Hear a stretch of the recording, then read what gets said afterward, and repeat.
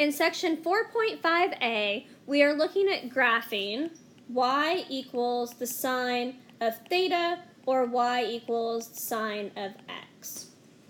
So the first thing we want to do is look at what we might do here. So for sine of theta on our unit circle, this was our y coordinate. Okay, so we're going to start out today working in degrees, but eventually by the time we get to the end of the unit, we'll be working pretty much exclusively in radians when we graph. So at 0 degrees, which is 0 in radians, my y value is 0. At 90 degrees, it's 1. At 180 degrees, it's 0. At 270, it is negative 1. And when I get to 360 degrees, I now just start repeating the pattern. So I'm back to 0. And then at 450 degrees, it's back to a positive 1. So you can see, and this will become more clear, that there is one cycle, all right, as I go around the circle.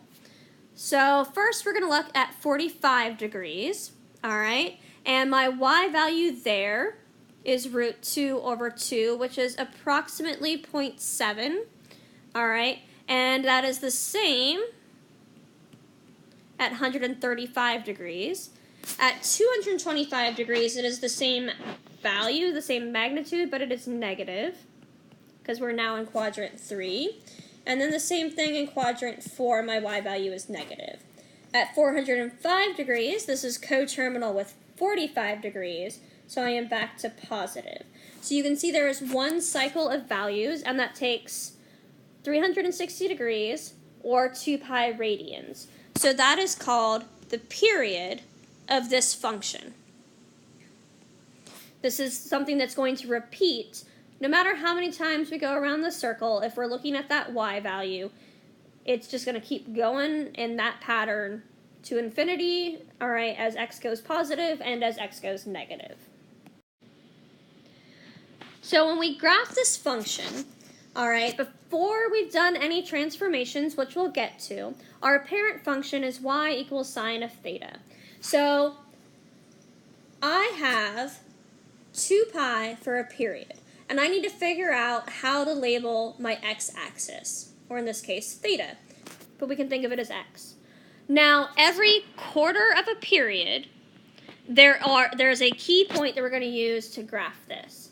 So we want to take this and we want to make 4 sections. Okay, so if 1, 2, 3, 4, if I make that fourth one 2 pi, then halfway is pi, and then I have 3 pi over 2 and pi over 2, and then I would have the same scale on the left side of my x-axis, okay? I also want to pick a value, all right, for my amplitude that we're going to get to for those minimums and maximums, and my parent function has an amplitude of 1, okay, so we need a maximum value of 1 and a minimum of negative 1, as we saw in our table. Okay, so let's talk about our key points. So when x equals 0, then f of x equals 0. So this graph starts at the origin, okay, which means a period later, we're also going to be at 0. And if I went a period in the opposite direction, I'd be at 0. All right. For a sine function, all right, initially I go up. My y value goes positive as I transit through quadrant 1. So my maximum happens at pi over 2.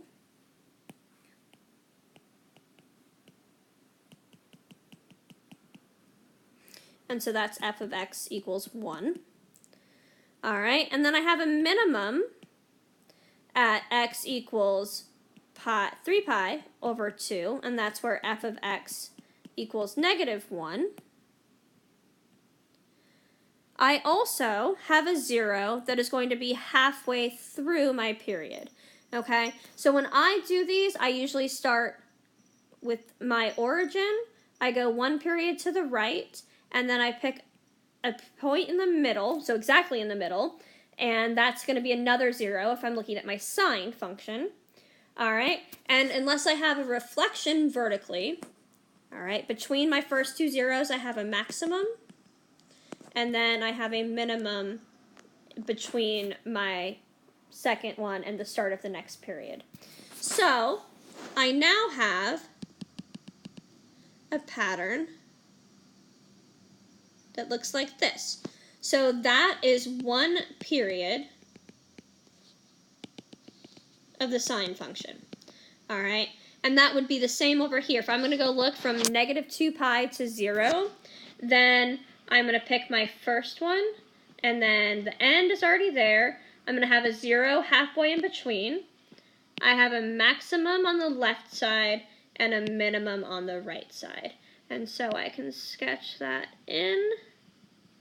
And we can see that that first period I drew, I could just translate that and lay it over the top of that second one, and it looks exactly the same. All right, so that's why it's called a periodic function. It just repeats. Now we'll look at a vertical reflection. As you may remember from transformations in Algebra 2, this negative sign out in front of my function is a vertical reflection. Okay? Now, if I take the negative value of 0, it's still 0. Okay? So for sine, all of my zeros are going to be exactly where they were. Okay, but now what would have been a maximum is now a minimum. Okay, so we'll label our axes here with our amplitude.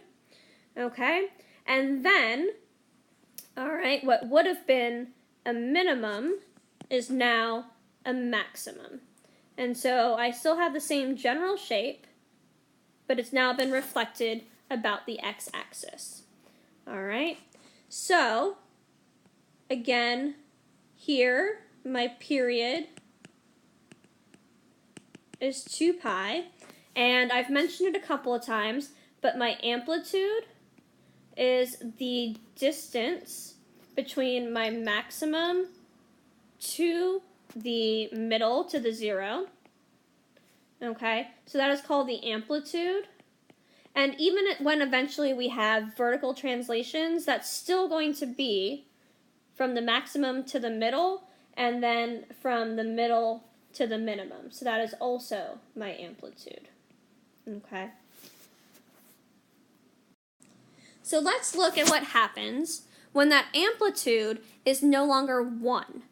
So from my parent function of y equals sine of x, now if I have capital A in front of it, all right, my amplitude is the absolute value of that number, okay? So the magnitude tells me the amplitude, and then if there's a negative sign, that is actually an indicator of a vertical reflection, okay?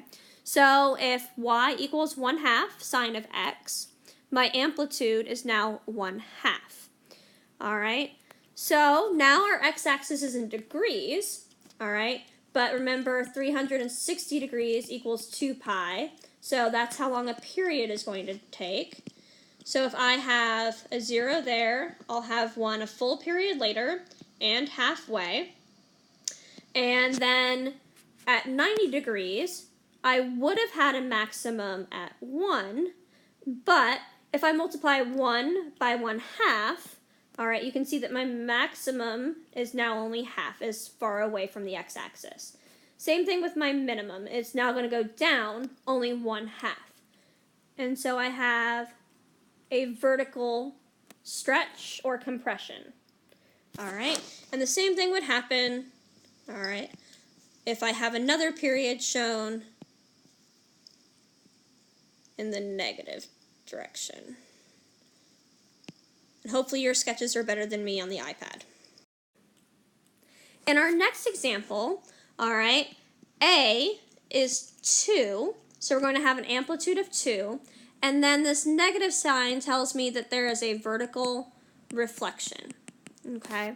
So we're still in degrees, so a full period, and I'm only going to graph, all right, in from 0 to 360 degrees, but I would have a 0 at 180, so halfway through my full period. Okay? Now, if there were no transformations, and it was just my parent function, I'd have a maximum at 90 degrees and a minimum at 270. But now, okay, because it's a vertical reflection, all right, this is now going to be negative, but also multiplied by 2, so it's negative 2 instead of 1. And what was a minimum at 270 degrees becomes a maximum, and instead of a magnitude of 1, all right, it is now at 2. And so my amplitude is now 2, and it's been vertically reflected. The last thing we're going to look at in this section is changing the period of the function. So the period is the time frame for one full cycle, okay, so from 0 until 2 pi, all right, unless we have a number inside the function. So what that's going to do is give us a horizontal stretch or compression. So if we're working in radians, 2 pi over b is going to give us our period. So in our first example, if b is 1/2, then my period is 2 pi divided by 1/2, which is 2 pi times 2, so that is actually 4 pi. Okay, so if I have a fraction in there, it's going to make my period longer. So now, I could actually draw the same graph, except I just label my x-axes a little bit differently. So now, every vertical mark is a multiple of pi. All right, my amplitude, there's no number here, so that's a 1 out in front, okay, which means my graph still has zeros at the beginning of the period, at the end of the period, and in the middle. There's no vertical reflection, so my maximums still happen where I'm used to. All right, I should probably label that axis. All right, and then I have my 5 points that I need to sketch a single period. Again, this would repeat, and this would go over this way as well. All right. But once you've got that first one, it's a little bit easier to just repeat the pattern. In our next example, we have both an A value, which is going to give us an amplitude of 2, and we have a B value. So our period is going to be 2 pi divided by B, which is that there, which is 2 pi divided by 2, or just pi. Okay? So now I'm going to make every fourth mark as pi, and then so this becomes pi over 2, this becomes 3 pi over 4, and this is a single pi over 4. Okay, and so again, I'm going to need to label my vertical axes. All right, and so if I make every 2 boxes this way be 1, then I can fit my total amplitude onto this graph.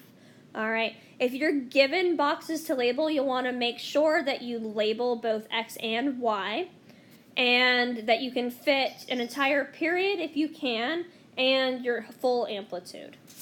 All right, doesn't have to be the same scale on every single one. So this is sine, there's no reflection. All right, so at the beginning of the period at 0, I'm at the origin, and then a full period later, which now is pi radians, and halfway in between those 2 points I have zeros. I have a maximum that would have happened halfway between them, those first 2, and then a minimum 3/4 of the way through my period. But because my amplitude is 2, my maximum now happens at 2, and my minimum happens at -2. Okay, so now I can sketch my curve.